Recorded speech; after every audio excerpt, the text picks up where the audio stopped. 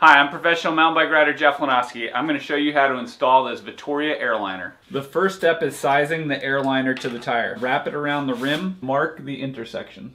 Next, using a sharp blade, cut the insert perpendicular at the mark. The next step is to join both ends using the zip tie. Carefully trim off any sharp ends from the end of the zip tie. Now it's time to set one side of the tire onto the rim.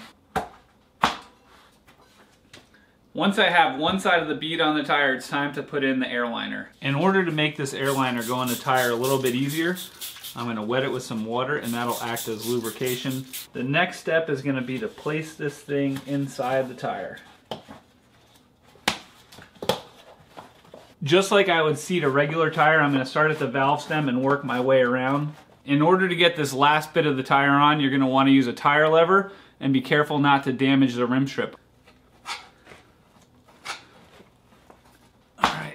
Now that the tire is seated, I want to remove the valve core and inflate it just like I would any other tubeless tire. Make sure you hear all of your beads snapping into place, and then I'm going to let all the air out so I can add my tire sealant.